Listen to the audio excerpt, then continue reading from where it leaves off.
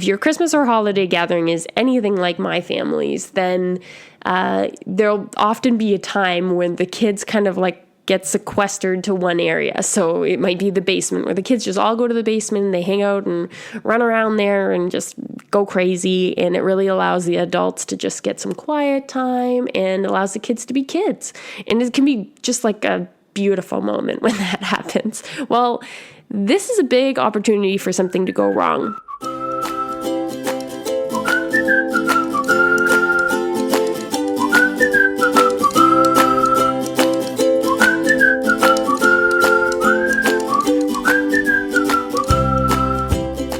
Welcome to episode 9 of the Pawdoption Guide podcast.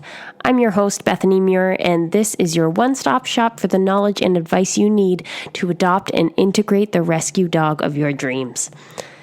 Today's topic is something I'm especially passionate about. If you've been following me for a little while, you'll have seen that I talk a lot about my kids and how they interact with my pets and how important that is, and how I saw a lot when I was working as an RVT that people didn't really have a lot of awareness about how their kids should interact with their pets. So that's always been something I've been hugely passionate about and have only become more passionate about now that I'm a parent. So honestly, I wasn't going to do a Christmas-themed episode because I feel like I avoid themed podcast episodes because I always think they don't offer as much value, and I'm all about learning or listening to educational podcasts. So I want some value out of my podcast. So I really was like, they're just not as timeless, and I just felt like, why do that, right? But then my husband asked, of course, if I was going to do an episode on holiday pet hazards, and so I thought I should at least entertain the idea. Well, we've been doing more entertaining in the past few weeks, and in doing so, I kind of noticed how our dogs are not as used to social gatherings as they used to be. So that's thanks to the pandemic. You know, we're all still, even though we were opening back up, kind of coming back around to how frequently we would entertain or have people in our homes. And so we really just hadn't got back to that place where the dogs were super used to people coming in and staying for long periods and that sort of thing. So we have been kind of extra on top of things to ensure that the dogs are comfortable and they're not developing bad habits for their kind of lack of social exposure lately. And truthfully, it's not only our pets that are less socialized, but so are our kids. So they're still coming around to these bigger gatherings too. And depending on how young your kid is, they might not have much exposure at all to going to other people's homes or being around their pets. So this can really mean that they don't have any knowledge about how to greet pets, or have less than they once did because they aren't putting it into practice during these COVID times. So I think that is something we can lose sight of, especially as parents, because as adults, you often know a bit more about interacting with dogs. That's, a bit of a generalization because there's certainly people out there who are not pet literate.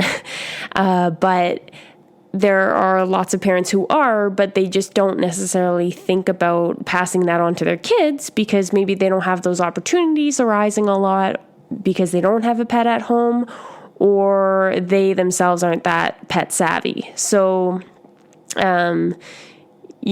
this really made me think about the fact that my number one concern when hosting people at Christmas is the comfort and safety of my pets and my company. So, if you look up lists of holiday pet hazards and those like blogs that always come out this time of year for pet safety tips at Christmas, you'll see recommendations about things like secure your Christmas tree, or use lemon-scented car fresheners on your Christmas tree to deter your cat from climbing it. Things like keeping cords and wires taped down to the floor to get them away from pets, or restricting access to holiday foods like chocolate and raisins, grapes, onions, garlic, fried or fatty foods like gravy and cheese. Like those are all decent tips, and those are the common things you see. And so as I was doing a bit of research, these were the common things, but then there was another thing that came up amongst most lists, that was that you should have a safe room for your pet to get away from all the chaos, to be able to be away from where the company is, and if it's loud and lots of people, to have that safe space. And I was pretty happy to see that included on most lists, but it has its limitations.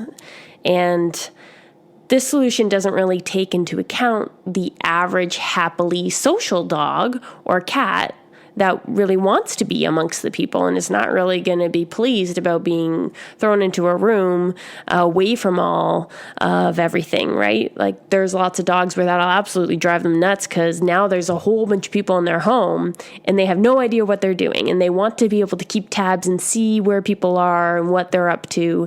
And that's not wrong, right? Can you imagine if you had all these guests over and someone locked you in a room and you had no idea what they were doing around your house? Like that would probably drive you nuts too. So I'm not sure that that's really the best suggestion. It's certainly a good idea and a tool to use, and especially for those pets that aren't as social, right? Or would like to retreat all the time. But what about those really social pets and the chaos and hustle and bustle that Christmas still brings? Like, what about them? What do you do for them? I think this is the tip we're missing here. So my number one tip for holiday gatherings with pets: demanding respect for pets from all guests, especially children. So the best way to keep our guests and children safe is by advocating for our pets at every turn during a gathering like that. And I don't think locking our social pets away in a room is really the best scenario for them. And we really can't learn from that opportunity. So you're basically providing a safe haven that may or may not make them more stressed, right? But you're also just shutting down any opportunity for learning, any opportunity for teaching people how to treat your pets. And certainly we don't want things to go too far that you regret something, right? We don't want a bite to happen or an incident to occur. But if we don't give opportunities to people and our pets, then we don't grow from them, and we don't get better at those situations, because we literally just never try. So it's really up to parents and pet owners to teach their children to give pets space or offer interaction that gives the pets a choice. So how do we go about teaching our kids and guests to respect our pets? Well, it really starts with the first time that they interact. So when people come into your home, laying out the ground rules. So if you have to tell every guest that comes into your home, or can make an announcement after everyone's arrived and say things like, please don't feed our pets people food. We don't want them to get sick. They have sensitive tummies, or they only eat this kind of food, or we really don't want them to eat something that could be toxic. Then that's super helpful. Other ground rules could be things like, don't walk on the dog beds. Don't leave doors open to outside if you're popping in and out for a smoke break, or going outside to grab something from the car. Don't leave doors open, because we have a cat that will run right out the door. Or don't bother our pets when they're sleeping. So that can be a great and very simple thing to teach children, especially. When Lucy's sleeping, we don't bother her, because that would scare her. And no chasing pets. So that's another key thing that, although seems like it's pretty commonplace to not chase cats and dogs, kids don't know that, especially if they're not around dogs and cats. So as a pet owner or a parent, you need to be saying those things so that people understand that these are the ground rules. We don't treat the pets like this, and we're gonna reinforce this throughout the evening, and there'll be consequences if things like that happen.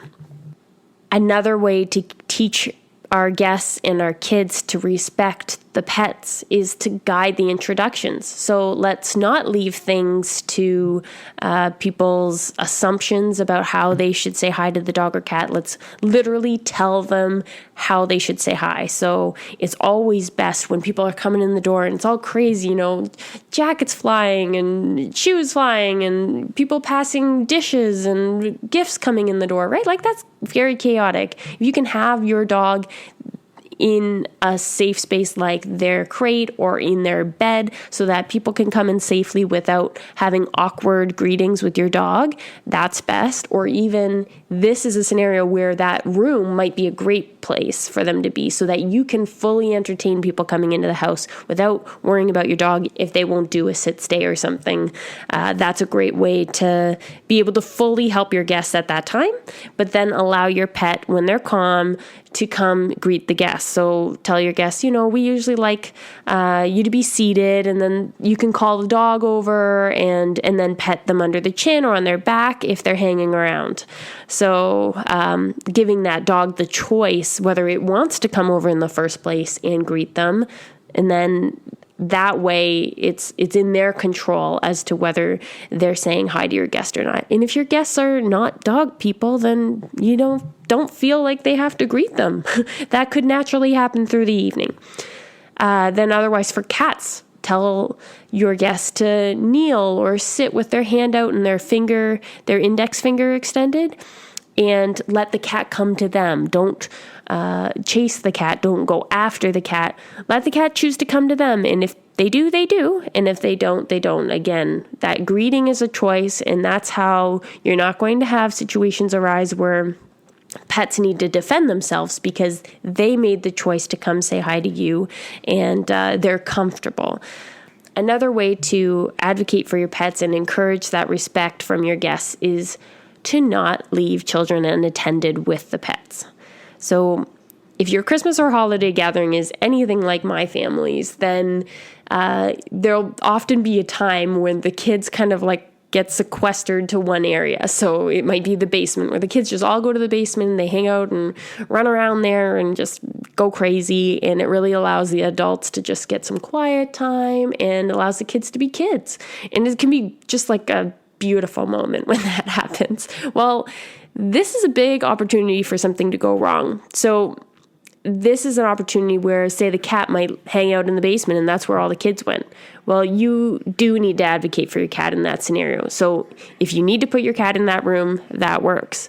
Or if you just can bring the cat up to your area and the cat's going to stay there, that's great as well. But do your best to not let them figure it out, because from my experience, there's often times where the kids are like super excited to play with the cat, and there's like 5 of them throwing toys at the cat, and they can't take turns, and it's becoming very overwhelming quickly for a cat that's even a social cat. So this is, a common scenario at my house that I have to go, okay, just one of you is playing with the wand toy at one time with the cat. And if the cat leaves and really doesn't want to play, you keep, encouraging, but the cat doesn't want it, then you stop. That needs some guidance. And even older kids as old as like 10, still need guidance around that. They're just especially if they don't have pets of their own, they can be very excited about getting that opportunity to play, but they have to understand they have to take the cat's lead. So if you can't be there in that room supervising and encouraging proper play, or making sure that they're not going to overwhelm the pet, or they're not going to have to defend themselves because they're not picking up on their cues, then they shouldn't be together, right? Then the pet should be elsewhere.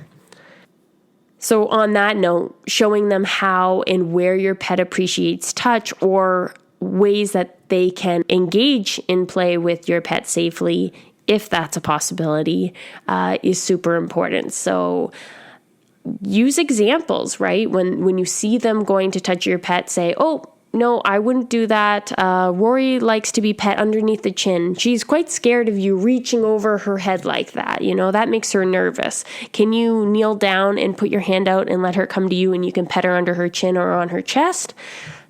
Lots of dogs like that approach. Or, oh, Hudson, my cat, he really doesn't appreciate when you pet his belly. Please don't do that, or you will likely get scratched or bit, right? Tell them what could happen if they don't listen to your pet. And if they aren't listening to you in that moment, then we need to remove the child or the pet when their boundaries aren't being respected. That's a huge thing. So at any point in time, if you need to remove the child or remove the pet, do so. So if you decide to let them play with a toy with the pet, but then, things are just kind of going south and the pet isn't interested, but the child still is, or the dog's getting too rowdy, or the cat's getting like bitey or something like that, or swatting too much, then, end the play session, right? And that's, again, why supervision is so important. Another key thing can be, especially for pet owners who really understand their pet's body language a bit more than maybe another parent would or a stranger would, especially more than children would, is to point out your pet's body language and their signals that are saying they're unhappy. And then you can also point out the good times too. And, oh, yes, Hudson's purring as you pet him like that. He likes that a lot. You're doing a very good job. That's just as crucial to reward that as it is to tell them what's going wrong. So saying, oh, you see Rory's ears like that? She's in a very playful mood. They're square and she's really alert and ready to jump on that toy you're holding on to. I don't think that's a good idea for you to play with Rory. She can just get too rambunctious. Let's put that toy down and you can play with another toy that's not hers, right? Or other scenarios where, oh, Hudson's hair on his back is up and his ears are really flat. He is really angry right now. That means he's mad. You need to leave him alone. Do I need to remove you, or do I need to remove the cat? Just pointing out that body language is something that, tells the kids a little story and is something that will remain with them, right? If you just tell them those little things, it makes a huge difference. But you can understand that this is not body language they really understand. It looks different from humans. So someone needs to teach this to them. So you need to do your job in advocating for your pet by sharing those tips. This next tip kind of seems obvious, but don't allow your children to disrupt your pet's meals. I think, again, it can be really easy to get caught up in the busyness of the evening or the day, and people are off doing different jobs and maybe not always watching the children, but especially around things like your pet's meals or their toys or just food in general. So if they're getting a bone, or if they're getting a chew toy or a food puzzle, or they're resting, or they have a personal space like a crate, telling the kids to stay away from the dogs in those scenarios is really important, or stay away from your cat even in scenarios where they're eating or they're in a resting place is just crucial. Like, that is one of the simplest things you can teach your kids, is to allow them to have that safe space in those scenarios where they do not interrupt them. It's just off limits altogether. We don't pet them. We don't go up to them. We don't approach them. They are allowed their space during those times. And it takes repetition, consistency, and being willing to remove your child no matter whether they scream or fight or are just unhappy about that. Being willing to do that just to ensure everyone's safety. Because a dog or cat may have to give a warning signal, like a growl or a bark or an air nip or some sort of warning signal, like their shackles going up or a hiss, in order to stand up for themselves. And so you're putting them in that situation, and by that time, you're already a little late to the game there. You should be a bit more on it so that they don't have to give that warning sign. But if they do, then that is exactly the time that things need to end, okay? Things can't be allowed to go any further. That is what they're saying so that they don't have to go to the next step, which is usually a bite.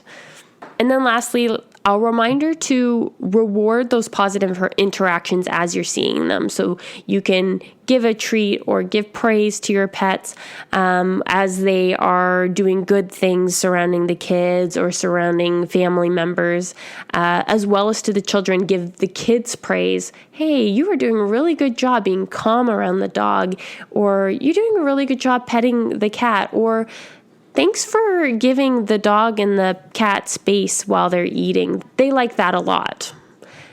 Doing those things really reinforces to kids that they are listening to you appropriately and that this is what the pet wants. And they do really aim to please a lot of the time when they are around pets. You often just want to be closer to them, and that's great.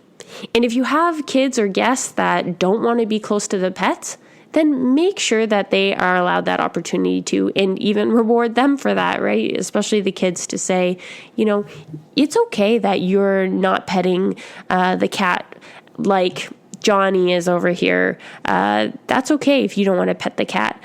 The cat doesn't mind that you want some space. And just making sure that, if you have a super social cat and it wants to climb over this kid and they don't want to be around pets, that you remove the pet, right? So no one on either side, the pet or the kid, should have an interaction forced that they don't want to happen. So each of them should be able to have the opportunity to say yes or no to greeting a pet, especially at a holiday gathering. So make that a possibility for all of your guests and your pets. It's really easy to get caught up in that hustle and bustle of the holidays, but if we can slow down and just look at these gatherings as opportunities, we can really teach our children and guests some super important fundamentals about our pets and how to interact with them. We have to set the precedent, or we'll forever have to lock our pets away for no fault of their own, really. I remember teaching Sunday school to some kids. I would make the programming, but then also teach it often. And I found that parents would question whether their kids were really up for the challenge of coming to Sunday school a lot. So they would come with the kid to Sunday school because they thought they couldn't handle it on their own, or they just thought, and a lot of the activities we're suggesting or we're asking of them were a lot. And I could tell they would really shy away from like these bigger asks or challenges to the kids.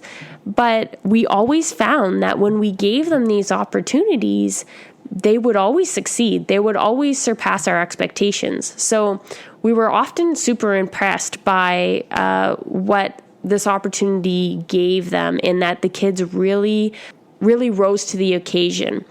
And I think this is something that we can really apply to this scenario, is that people often think, well, they're just kids. They're just going to be playful. They're going to be loud. They're going to do things wrong. They're going to pull on the cat's tail. They're going to do this or that.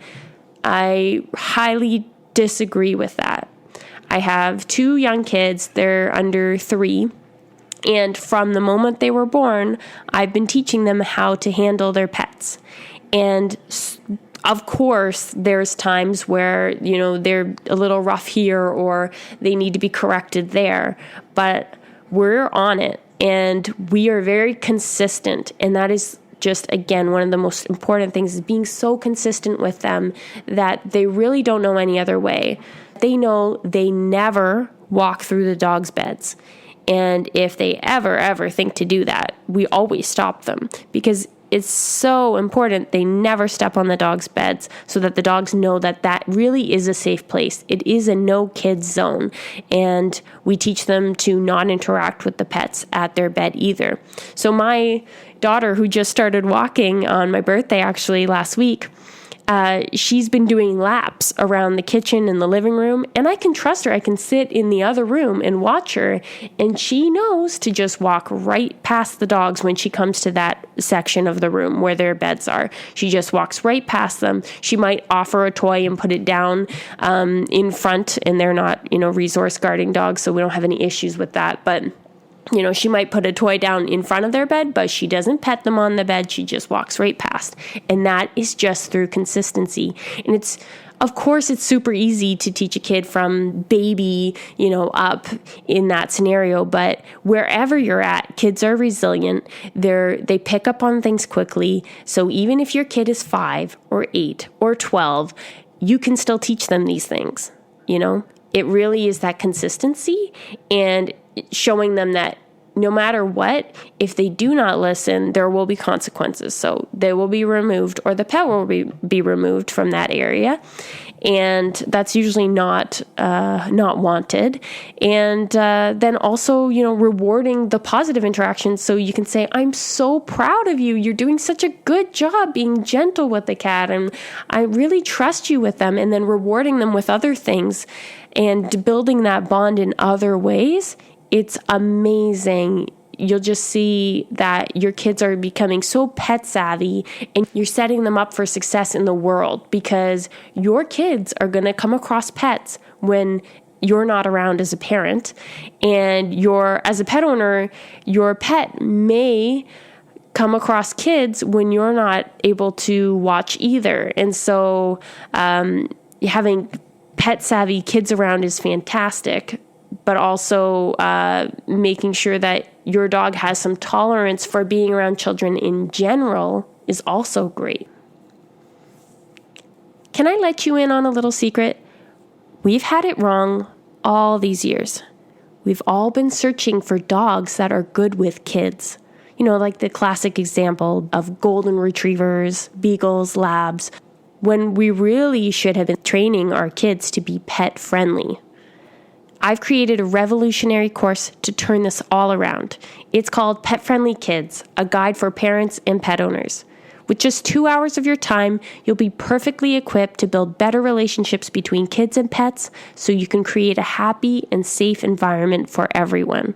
Get started today by visiting www.pawdoptionguide.com/pet-friendly-kids course, or find the link in my show notes.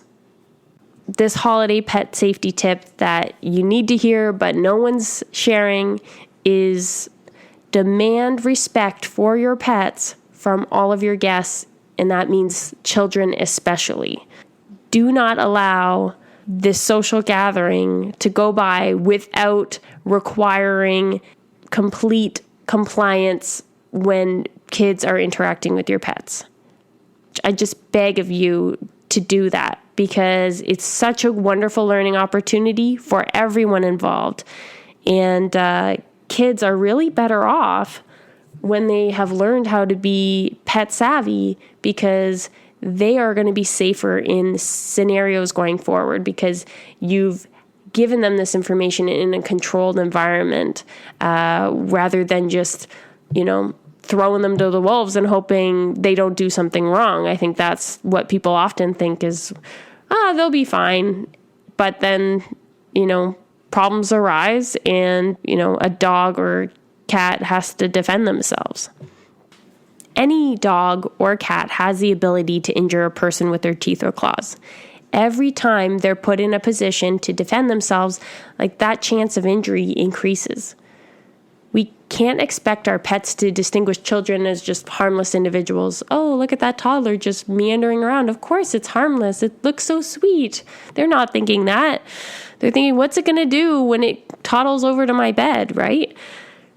Rather, we've got to teach our children to be harmless individuals. Our pets won't just think that they're harmless. We have to teach the kids to be harmless towards our pets by training them to be pet friendly.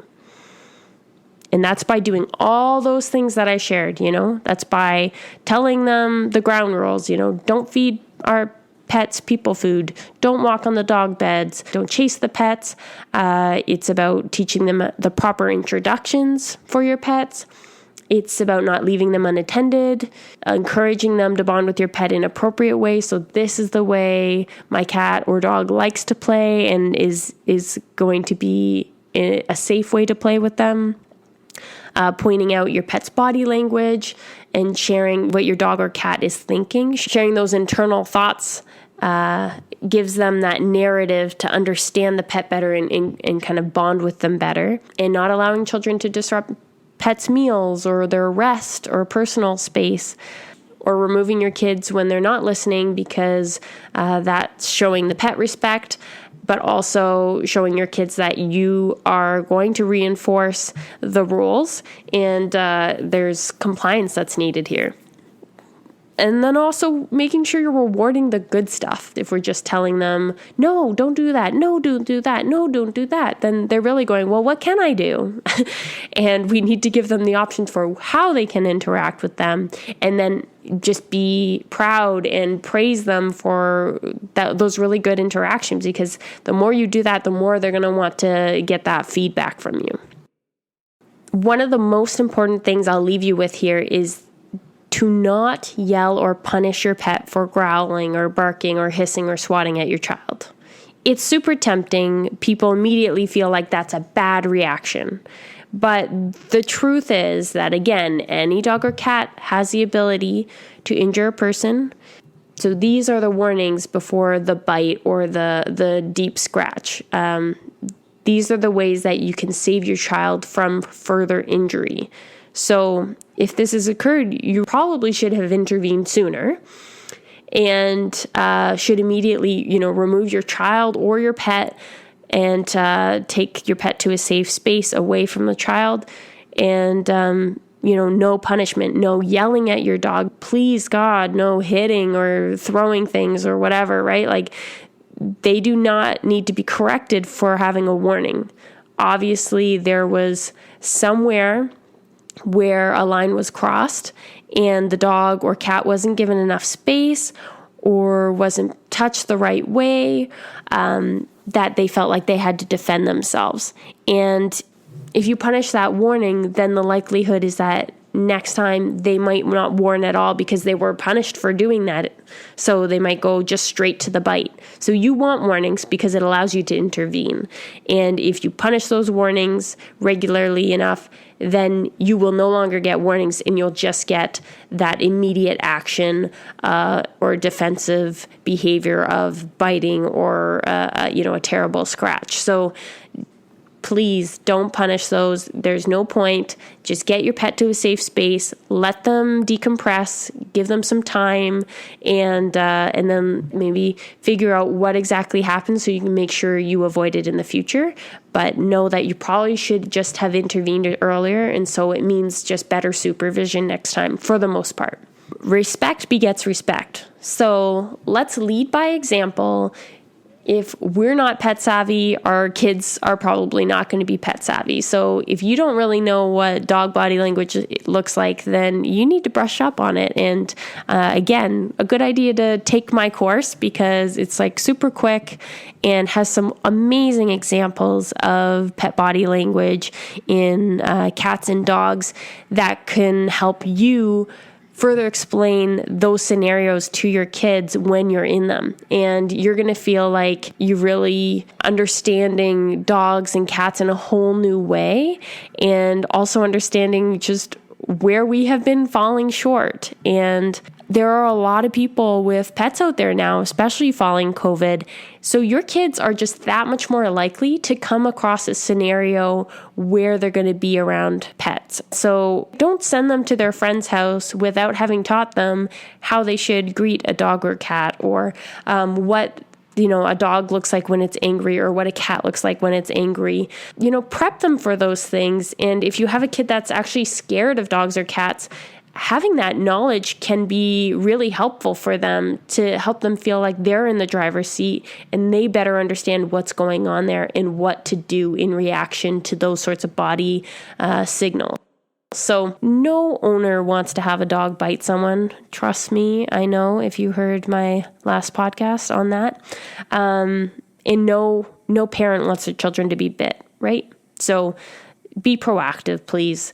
And if you're a pet owner, you need to be responsible for making sure your pet's comfortable in every situation. And so that does often mean teaching kids how to be around your pet. So you might think, well, I don't have kids, I shouldn't have to teach them. Well, yes, you do. Especially if those kids don't have parents who are teaching them, because it's so important that your dog doesn't have to go through bad situations or be put in scenarios where they're uncomfortable and they have to defend themselves. I really hope that you have a safe social gathering this Christmas, and that today's episode kind of made you think differently about holiday gatherings, especially when pets are involved. Make sure to tune into the next one. New episodes are uploaded every Thursday or Friday. And if you enjoyed it, please do me a solid and recommend it to your friends or family that love dogs too. I would really appreciate that. Or leave me a review on whatever platform you're listening on. Get in touch with me on social media at Pawdoption Guide on Instagram or my Facebook page.